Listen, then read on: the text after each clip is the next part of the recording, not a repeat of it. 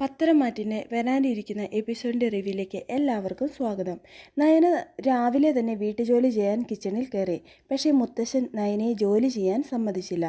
മോളുടെ ഇനിയുള്ള ജീവിതം അടുക്കളയിൽ തളച്ചിടരുത്. മോൾ ആദർശിൻ്റെ കൂടെ ഓഫീസിൽ പോകണം.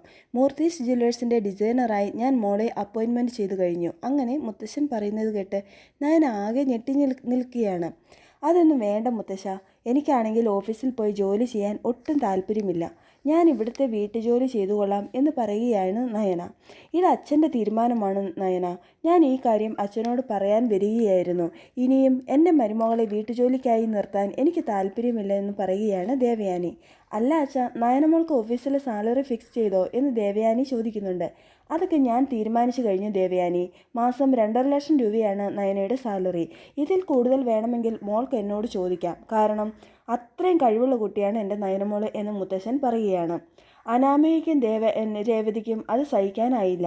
മൂർത്തി സാർ തമാശ പറയുകയാണോ? എവിടുന്നോ വലിഞ്ഞു കയറി വന്നവൾക്ക് 2.5 ലക്ഷം സാലറിയുള്ള ജോലി കൊടുക്കുന്നെന്നോ?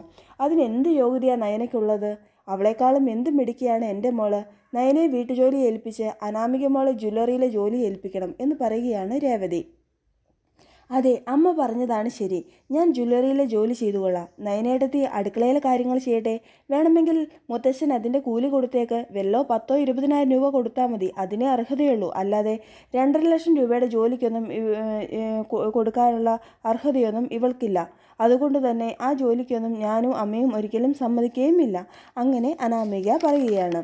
അത് നീയാണോ അനാമിക തീരുമാനിക്കുന്നത്? അനാമികയ്ക്ക് ജോലി വേണമെങ്കിൽ അനാമികയുടെ അച്ഛനോട് പറ. അച്ഛന് വലിയ കമ്പനി ഉണ്ടെന്നല്ലേ പറയുന്നത്. അല്ലാതെ മൂർത്തീസ് ജ്വല്ലേഴ്സിൽ എന്ത് ജോലി വേണമെന്ന് തീരുമാനിക്കുന്നത് അനാമികയല്ല, ആദർശിൻ്റെ മുത്തശ്ശനാണ്. അതുകൊണ്ട് നയന ഇന്ന് ആദർശിൻ്റെ കൂടെ ഓഫീസിൽ പോകും. ഡിസൈനർ ജോലി ചെയ്യുകയും ചെയ്യും. അനാമികയ്ക്കും രേവതിക്കും എന്തൊക്കെ ചെയ്യാൻ പറ്റുമോ അതൊക്കെ നിങ്ങൾ ചെയ്യേ.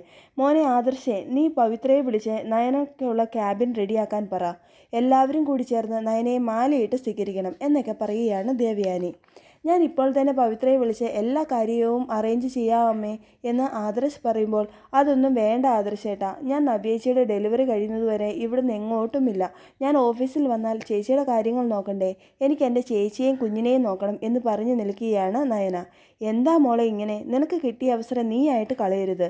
നന്ദുമോളെ നിനക്ക് നല്ല രീതിയിൽ കല്യാണം കഴിപ്പിച്ച് വിടണ്ടേ? ഇപ്പോൾ നീ ഓഫീസിൽ പോയാൽ നിനക്ക് നിൻ്റെ വീട്ടുകാരെ സഹായിക്കാൻ പറ്റും. അതുകൊണ്ട് മോൾ ഓഫീസിൽ പോയേ പറ്റൂ എന്ന് പറഞ്ഞുകൊണ്ട് മുത്തശ്ശി നയനയെ ഉപദേശിക്കുകയാണ്. ഇവരൊക്കെ പറഞ്ഞതാണ് നയന ശരി. ഞാൻ കാരണം നീ നല്ലൊരു ജോലി വേണ്ടാന്ന് വെക്കരുത്. എൻ്റെ കാര്യം നോക്കാൻ ഇവരൊക്കെ ഉണ്ടല്ലോ, പ്രത്യേകിച്ച് എൻ്റെ അമ്മായിയമ്മ. പിന്നെ നീ ഈ വീട്ടിൽ നിന്ന് പോയ സമയത്ത് ഞാൻ ഈ കാര്യങ്ങളെല്ലാം അഡ്ജസ്റ്റ് ചെയ്തില്ലേ. അതുകൊണ്ട് നീ എന്നെ ഓർത്ത് പേടിക്കേണ്ട കാര്യമില്ല എന്ന് പറയുകയാണ് നവ്യ. നയനേടത്തി മാത്രമാണോ ഈ വീട്ടിലെ മരുമകൾ? ഞങ്ങളും ഈ വീട്ടിലെ മരുമക്കളല്ലേ. പിന്നെ എന്താ എല്ലാം നയനേടത്തിക്ക് മാത്രം കൊടുക്കുന്നേ? അനിയുടെ അമ്മ ഇതൊക്കെ കേട്ട് എന്താ മിണ്ടാതെ നിൽക്കുന്നേ എന്നൊക്കെ അനാമിക ചോദിക്കുന്നുണ്ട്. ഇതൊക്കെ കേട്ട് എൻ്റെ രക്തം തിളച്ചു വരുന്നുണ്ട്. ഈ നയന എന്ന് പറയുന്നവൾ ഇവിടെയുള്ളവരെ എല്ലാം മയക്കി വെച്ചിരിക്കുകയാണ്. അതാണ് എല്ലാവരും ഇവളെ മാത്രം സപ്പോർട്ട് ചെയ്യുന്നത് എന്നൊക്കെ ജാനകി പറയുന്നുണ്ട്. അനാമികയ്ക്ക് പറ്റിയ ജോലി ഇവിടെ തന്നെ ഉണ്ടല്ലോ ജാനകി. നവ്യ ഗർഭിണിയാണ്. നവ്യയുടെ കാര്യങ്ങൾ ഒറ്റയ്ക്ക് ചെയ്യാൻ നവ്യയുടെ അമ്മായിയമ്മയായ ജലജയ്ക്ക് പറ്റുന്നില്ല. നവ്യയുടെ കാര്യങ്ങൾ കുറച്ചു കാലത്തേക്ക് അനാമികയും കൂടി ചെയ്യട്ടെ. ജാനകിയുടെ മരുമകൾക്ക് വീട്ടുജോലി അറിയാത്തത് ജാനകിക്ക് അപമാനമാണ്. അതുകൊണ്ട് നയന ഓഫീസിൽ പോകുന്ന സമയത്ത് അനാമിക വീട്ടുജോലിയൊക്കെ പഠിക്കട്ടെ എന്ന് പറയുകയാണ് ദേവയാനി. നീ പറഞ്ഞത് നല്ല കാര്യമാണ് ദേവയാനി. ഞാൻ ജാനകിയോട് പലതവണ പറഞ്ഞതാണ് അനാമിക മോളെ അടുക്കളയിൽ കയറ്റാൻ. പക്ഷേ അവൾ അത് ചെയ്തില്ല. ഇനി മുതൽ അനാമികയും രേവതിയും ഒക്കെ നിങ്ങളോടൊപ്പം അടുക്കളയിൽ ഉണ്ടാകണം. ഇതെൻ്റെ തീരുമാനമാണ്. എന്താ, ഞാൻ പറഞ്ഞാൽ അനാമികയ്ക്ക് അനുസരിക്കാൻ വല്ല ബുദ്ധിമുട്ടുമുണ്ടോ എന്ന് ചോദിക്കുകയാണ് മുത്തശ്ശി. വീട്ടുജോലിയൊന്നും ചെയ്യാൻ എന്നെക്കൊണ്ട് പറ്റില്ല, അതും ഈ നവ്യേട്ടത്തിക്ക് വേണ്ടി. ഞാൻ ഈ വീട്ടിൽ ഏറ്റവും വെറുക്കുന്ന ആളാണ് നവ്യേട്ടത്തി. അങ്ങനെയുള്ളവർക്ക് വേണ്ടി പണിയെടുക്കാൻ എന്നെ കിട്ടില്ല എന്ന് പറഞ്ഞ് അനാമിക അതിനെ എതിർക്കുകയാണ്. അല്ലെങ്കിലും എനിക്ക് നീ ഉണ്ടാക്കി തരുന്ന ഭക്ഷണം കഴിക്കാൻ യാതൊരു താല്പര്യവുമില്ല. അതിൽ എന്തൊക്കെ കലക്കി തരുമെന്ന് ആർക്കറിയാം. എനിക്ക് എൻ്റെയും എൻ്റെ കുഞ്ഞിൻ്റെയും ജീവനാണ് വലുത് എന്ന് പറഞ്ഞ് നവ്യ അവിടുന്ന് പോകുന്നുണ്ട്. നവ്യ പറഞ്ഞത് കേട്ട് നീ രക്ഷപ്പെട്ടെന്ന് കരുതണ്ട അനാമികയെ. നിനക്ക് ഫുഡ് ഉണ്ടാക്കാൻ പ്രശ്നമാണെങ്കിൽ നീ ജലജയെ പണി ചെയ്യുന്നത് കണ്ട് അത് പഠിക്ക്. കൂടാതെ രേവതി ഇവിടുത്തെ ഫുഡ് തന്നെയല്ലേ കഴിക്കുന്നത് എന്ന് ദേവയാനി പറഞ്ഞത് കേട്ട് രേവതി വരുന്നുണ്ട്. ഞാൻ ഇവിടുന്ന് ഭക്ഷണം കഴിക്കുന്നതിൽ ദേവേശി കണക്ക് പറയുകയാണോ? കേട്ടില്ലേ അനാമിക മോളെ, എനിക്ക് ഇവരുടെ ആട്ടും തുപ്പും കേട്ട് ഇവിടെ നിൽക്കേണ്ട ആവശ്യമില്ല. മോൾ നിർബന്ധിച്ചതുകൊണ്ട് മാത്രമാണ് ഞാനിവിടെ നിൽക്കുന്നത്. എൻ്റെ വീട്ടിൽ പോയാൽ 4 നേരവും വിഭവസമൃദ്ധമായ ഭക്ഷണമാണുള്ളത്. അതുപോലും വേണ്ടാന്ന് വെച്ചിട്ടാണ് ഞാൻ ഇവിടെ താമസിക്കാനെത്തിയത് എന്നൊക്കെ രേവതി പറയുന്നുണ്ട്. ഈ സമയം നയനയും ആദർശും ഓഫീസിൽ പോകാൻ റെഡിയായി വരുന്നുണ്ട്. നയന മുത്തശ്ശൻ്റെയും മുത്തശ്ശിയുടെയും അമ്മയുടെയും അനുഗ്രഹം വാങ്ങിച്ച് ആദർശിനൊപ്പം കാറിൽ കയറി പോകുന്നുണ്ട്. അത് കണ്ടിട്ട് അനാമികയ്ക്ക് തീരെ സഹിക്കുന്നില്ല. അനാമിക വഴിയിൽ വെച്ച് നയനയ്ക്ക് എന്തെങ്കിലും സംഭവിക്കണേ എന്ന് പ്രാർത്ഥിക്കുന്നുണ്ട്. പക്ഷേ നയന സുരക്ഷിതമായി ഓഫീസിലെത്തുന്നുണ്ട്. പവിത്രയും മറ്റ് സ്റ്റാഫുകളും ചേർന്ന് നയനയെ മാലയിട്ട് ഓഫീസിലേക്ക് സ്വീകരിക്കുന്നുണ്ട്. അതേസമയം അനാമികയും രേവതിയും വേറെ നിവൃത്തിയില്ലാത്തതുകൊണ്ട് കിച്ചണിൽ തന്നെ കയറുന്നുണ്ട്.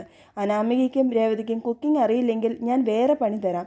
എൻ്റെ കുറച്ച് തുണികളുണ്ട്, കഴുകാൻ ബാക്കി വെച്ചതാ, അതൊക്കെ രണ്ടുപേരും കൂടി അലക്കിത്താ എന്ന് ദേവയാനി പറയുമ്പോൾ എനിക്ക് നടുവിന് നല്ല വേദനയാണ് ദേവേശി. അതുകൊണ്ട് അങ്ങനെയുള്ള ജോലി ചെയ്യാൻ എനിക്ക് പറ്റില്ല.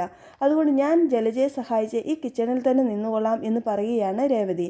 എന്നാൽ അനാമികമോൾ എൻ്റെ കൂടെ വാ, നിനക്കല്ലേ ഈ വീട്ടിൽ ഏറ്റവും കൂടുതൽ സ്നേഹം എന്നോടുള്ളത്. എൻ്റെ കുറച്ച് സാരികളുണ്ട്, അതൊന്ന് അലക്കിത്താ, മെഷീനിലിട്ടാൽ അതിൻ്റെ ഭംഗിയൊക്കെ പോകും എന്ന് ദേവയാനി പറയുമ്പോൾ അനാമിക ദേവയാനിയുടെ സാരികളൊക്കെ കല്ലിലിട്ട് അലക്കി കൊടുക്കുകയാണ്. എൻ്റെ ഒരു വിധി, നയന ഇപ്പോൾ AC റൂമിൽ സുഖിച്ചിരിക്കുമായിരിക്കും, എന്നെ പറഞ്ഞാൽ മതി എന്നൊക്കെ മനസ്സിൽ കരുതുകയാണ് അനാമിക. അഭി തൻ്റെ കാമുകിയോടൊപ്പം ഹോട്ടലിൽ ഇരിക്കുകയാണ്. ഇത് നവ്യ കാണുന്നുണ്ട്. നവ്യ ഇത് വീഡിയോയിൽ പകർത്തുന്നുണ്ട്.